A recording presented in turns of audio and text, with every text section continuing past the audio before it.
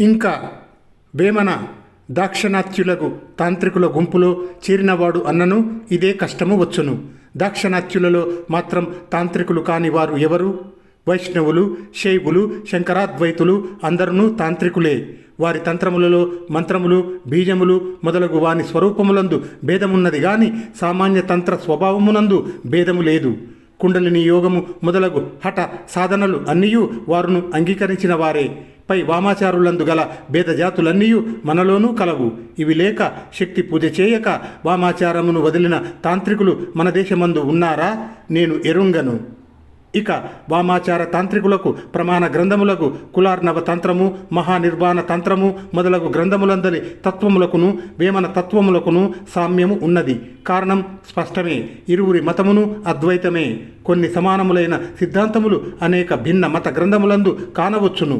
ఒకటి ఉదాహరింతును. కులాచారమును రహస్యముగా ఉంచవలయునను సందర్భమున కులార్ణవ తంత్రమున ఈ క్రింది పద్యము కలదు. వేదశాస్త్ర పురాణాన్ని సామాన్య గణిక ఇవ ఇయంతు శాంభవి విద్యా గుప్త కుల వధూరివ.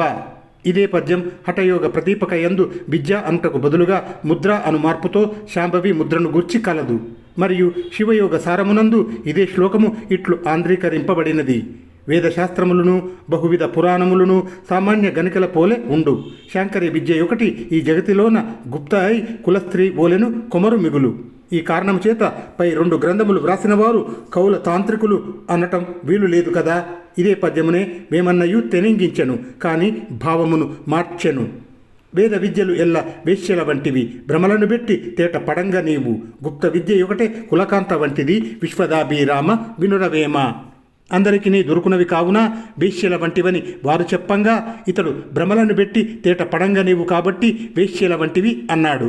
కులకాంత వలె గోపనీయమని వారు చెప్పంగా ఇతడు గుప్త విద్య కులకాంత వలె మనకు సులభముగా అనుకూలించుననుచున్నాడు. ఇట్లే పుట్ట మీదను కొట్ట భుజగంబు చచ్చునా, ఓటికుండ నీరం ఒప్పుగా నిల్చునా, ఏటి వంకను దీర్ప ఎవ్వరి తరమయ్యా ఇత్యాది ఉపమానములు కులార్ణవము మొదలగు తంత్రములందునూ కలవు. వేమన వీనిని వాని నుండియే గ్రహించి ఉండవచ్చును.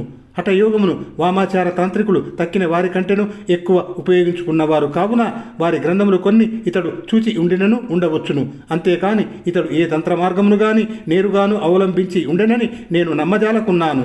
ఇతని సిద్ధాంతము అద్వైతము. సాధనకు హఠయోగ మూలమగు రాజయోగము. హఠ సాధన వేళలో కొన్ని తాంత్రిక మార్గములు ఆశ్రయించి ఉండవచ్చును. అందును వజ్రోలి మొదలగు అసహ్య సాధనలు ఇతడు చేసినాడని నేను నమ్మను.